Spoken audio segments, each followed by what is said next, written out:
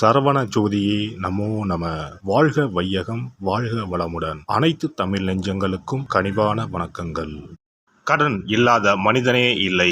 பணக்காரனுக்கும் கூட அவன் தகுதிக்கு ஏற்ப கடன் நிச்சயமாக இருக்கும். கடனே இல்லாமல் நான் வாழ்ந்து காட்டுகிறேன் என்று நீங்கள் சவால் விட்டாலும் கிரகங்களும் விதியும் உங்களை எப்படியாவது கடன் வாங்க செய்துவிடும். அப்படி கடன் தொல்லையால் அவதிப்படுபவர்கள் ஏராளமாக இருக்கச் செய்கின்றார்கள். பல்வேறு பரிகாரங்களை செய்து கடன் தீர வேண்டிக் கொள்கின்றனர். என்ன செய்தாலும் அவர்களுடைய கடன் மட்டும் தீர்ந்தபாடில்லை என்று புலம்புபவர்களுக்கு மிக எளிதாக செய்யக்கூடிய பரிகாரங்களை இந்த பதிவின் மூலம் பார்க்கலாம். கடன் வாங்காத மனிதர்களே இருக்க முடியாது என்பதுதான் யதார்த்தம். மனிதர்கள் மட்டுமா, எல்லா நாடுகளும் கூட கடன் வாங்குகின்றன. ஆனானப்பட்ட திருப்பதி வெங்கடாஜலபதி சுவாமியே கடன் வாங்கித்தான் கல்யாணம் செய்து கொண்டார். எனவே கடன் வாங்குவது சகஜம். அதை கட்டுப்பாட்டுக்குள் வைத்து வாழ்க்கையை செவ்வனே நடத்த வேண்டும் என்பதே பெரியோர்களின் கட்டளை. பசியோடு கூட உறங்கலாம், கடனோடு உறங்காதே என்பது ஆன்மீகம் காட்டும் அறிவுரை. ஜோதிடத்தில் நமது முன்னோர்கள் மிக முக்கியமான விஷயங்களை சூட்சமான முறையில் சொல்லியிருக்கிறார்கள். ஒவ்வொரு ராசிக்கும் கடன்கள் அடைவதற்காக என்னென்ன செய்ய வேண்டும், எவையெல்லாம் செய்யக்கூடாது, எந்தெந்த கடவுளை வழிபடலாம் என்ற பரிகார முறைகளையும் சொல்லியிருக்கிறார்கள். ஒவ்வொரு ராசிக்கும் 2ஆம் வீடு தனஸ்தானம் என்று அழைக்கப்படுகிறது. இதன் மூலம் ஒருவரின் பொருளாதாரம் சம்பந்தமான விஷயங்களை தெரிந்து கொள்ள முடியும். ஒவ்வொரு ராசியின் 6ஆம் வீடு ரண ருண ரோகஸ்தானம் என்று அழைக்கப்படும். ஒவ்வொருவருடைய மன சம்பந்தமான வலி, உடல் சம்பந்தமான வலி, ஆரோக்கியம், கடன் போன்றவைகளை நாம் 6ஆம் இடத்தின் மூலமாக தெரிந்து கொள்ளலாம். ஒருவருடைய ஜாதகத்தில் 6ஆம் இடத்தில் லக்னத்திற்கு 6ஆம் இடத்தில் எந்த கிரகம் இருந்தால் எந்த மாதிரியான பலன்கள் ஏற்படும் என்பதை பற்றி பார்க்கலாம். 6ஆம் இடத்தில் சூரியன் இருந்தால் வெப்பம் சம்பந்தமான விஷயங்கள், வெப்ப நோய் சம்பந்தமான விஷயங்களும், அரசு சார்ந்த கடன்களும் இருக்கலாம். சந்திரன் இருந்தால் நீர் சம்பந்தமான பிரச்சனைகளும், சீக்கிரமே அடையக்கூடிய கடனும் இருக்கலாம்.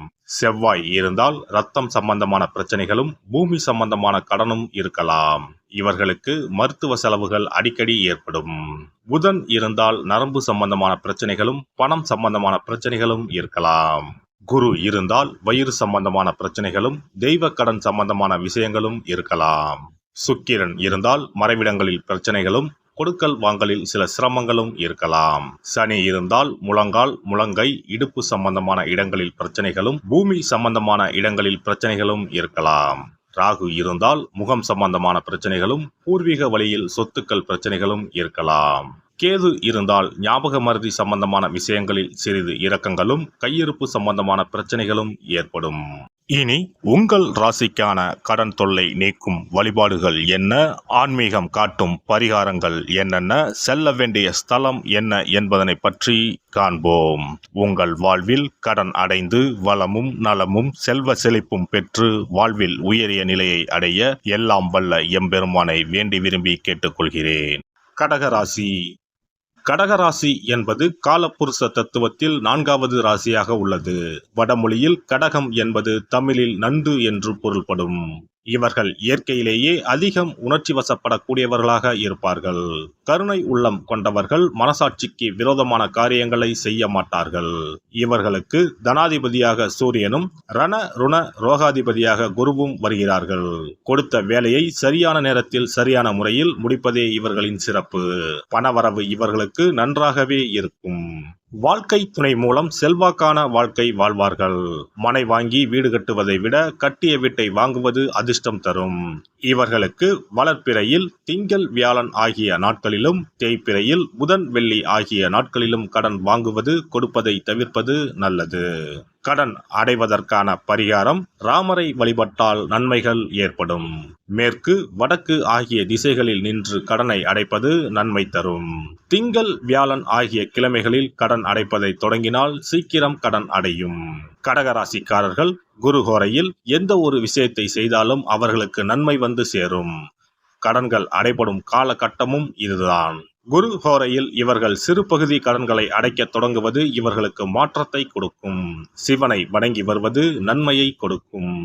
செல்ல வேண்டிய ஸ்தலம் கரூர் பசுபதீஸ்வரர் கோவிலுக்கு சென்று பசுபதீஸ்வரரை தரிசித்து வாருங்கள். இந்த தலம் கரூர் மாவட்டத்தின் தலைமையிடமாக அமராவதி ஆற்றங்கரையில் அமைந்துள்ள நகரின் மைய பேருந்து நிலையத்துக்கு மிக அருகாமையில் அமைந்துள்ளது. ஒவ்வொரு ஞாயிறும் சிறிது வெள்ளக்கட்டியை ஓடும் நீரில் விடவும், ஞாயிறன்று அச்சு வெள்ளக்கட்டியை குரங்குகளுக்கு கொடுத்து வரவும் கடன் சுமை குறையும். சிறப்பு வழிபாடு. குலதெய்வ வழிபாடு குறைகளை தீர்க்கும். முந்தைய வினைகளின் காரணமாக உண்டான கடன் தொல்லைகளிலிருந்து மீள குலதெய்வ வழிபாடு உங்களுக்கு துணை செய்யும். 3 பௌர்ணமிகள் தொடர்ந்து குலதெய்வ வழிபாடு செய்து வந்தால் கடன் தொல்லை படிப்படியாக குறையும். ஆண்டுக்கு ஒரு முறையாவது கட்டாயம் குலதெய்வ கோவிலுக்கு சென்று வர வேண்டும். குலதெய்வ கோவில் தூரமாக இருப்பவர்கள் அல்லது குலதெய்வமே தெரியாதவர்கள் 5 முக விளக்கு வைத்து நெய்யிட்டு தீபமேற்றி முடிந்த அளவு படையலிட்டு வழிபட வேண்டும். இப்படி 9 பௌர்ணமிகள் வழிபட்டு வந்தால் கட்டாயம் கடன்கள் அடைபடும். அது மட்டுமின்றி வரவேண்டிய கடன் பாக்கி இருந்தாலும் வசூலாகும். சங்கடங்கள் தீர்க்கும் சக்கரத்தாழ்வார் வழிபாடு. சனி மற்றும் புதன்கிழமைகளில் பெருமாள் கோவிலுக்கு சென்று அங்குள்ள சக்கரத்தாழ்வாரை தரிசித்து மனமுருகி வேண்டுங்கள். பிறகு அவரை 12 முறை வலம் வந்து வழிபடுங்கள். துளசி மாலை சாற்றி வேண்டிக் கொள்ளுங்கள். நிச்சயம் கடனால் உண்டான சங்கடங்கள் நீங்கும். கோமாதா வழிபாடு குறைகளை தீர்க்கும். செல்வத்தின் அம்சமான கோமாதாவின் வழிபாடு உங்களை நிச்சயம் காக்கும். காலையில் விழித்ததும் பசுமாட்டை காண்பது தீர்வு கொடுக்கும். மேலும் ஒரு முறையாவது பசுவுக்கு கீரையும் பழமும் கொடுப்பது நல்லது. திருமகள் உரையும் பசுவின் பின்புறத்தை தொட்டு வணங்குவதும் செல்வம் சேர வழி தரும். குளிகை நேரத்தில் வாங்கிய கடனில் ஒரு பங்கை அடையுங்கள். நிச்சயம் முழு கடனும் தீரும். அதுபோல குளிகை நேரத்தில் கடனை வாங்காதீர்கள். அடகு வைத்த நகைகள் வீடு வந்ததும் நன்கு சுத்தம் செய்து மஞ்சள் நீரில் போட்டு பூஜை அறையில் ஒரு நாள் வைத்த பிறகே உபயோகப்படுத்துங்கள். வீட்டை எப்போதும் சுத்தமாகவும் தெய்வ கடாட்சமாகவும் வைத்துக் கொள்ளுங்கள். திருமகள் தங்கும்படி உங்கள் சுற்றமும் செயலும் இருக்கும்படி பார்த்து கொள்ளுங்கள். கடன் தீரும் வரை பூஜை அறையில் மஞ்சள் பொடியால் அக்ஷயம் என்று எழுதி வாருங்கள். தோரண கணபதியை அன்றாடம் விளக்கேற்றி வழிபடுங்கள். சதுர்த்தி நாட்களில் நைவேத்தியம் சமர்ப்பித்து வழிபடுங்கள். நிச்சயம் கடன் தீரும். ருண விமோசன பைரவர் வழிபாடு கட்டாயமாக உங்களின் எல்லா கடன்களையும் தீர்க்க உதவும். அதுபோல பிரதோஷ வழிபாடு நிச்சயம் எத்தனை பெரிய கடன்களையும் படிப்படியாக தீர்க்க உதவும். அதுபோல பஞ்சமி தினத்தில் அம்பிகையை எண்ணி விளக்கேற்றி வழிபட்டால் கடன் பிரச்சனைகள் தீரும். வெண்கலம் அல்லது பித்தளை விளக்கு வாங்கி வசதியில்லாத சிவாலயத்துக்கு தானம் கொடுக்கலாம். செவ்வாய் பகவானின் திருவருள் இருந்தால் கடன் இல்லாத வாழ்க்கை அமையும். விரய செலவுகள் குறையும். எனவே செவ்வாய் தோறும் செவ்வாயின் அதிபதியான முருகப்பெருமானை வணங்கி வேண்டலாம். சஷ்டி கவசம் பாடி சஷ்டி விரதம் இருப்பதும் கடன் சுமைகளை அறவே ஒழித்துவிடும். எல்லாம் வல்ல இறையருளால் நீங்களும் உங்கள் அன்பு குடும்பமும் உடல் நலம், நீலாயுள், நிறை செல்வம், உயர் புகழ், மெய்ஞானம் ஓங்கி வாழ்க வளமுடன். இந்த வீடியோ பதிவு உங்களுக்கு பிடித்திருந்தால் லைக் பண்ணுங்க, கமெண்ட் பண்ணுங்க, ஷேர் பண்ணுங்க, மறக்காம சப்ஸ்கிரைப் பண்ணுங்க. பக்கத்துல இருக்கிற பெல் பட்டனை கிளிக் பண்ணுங்க. நன்றி, வணக்கம். ஓம் நமச்சிவாய. சிவாய நம.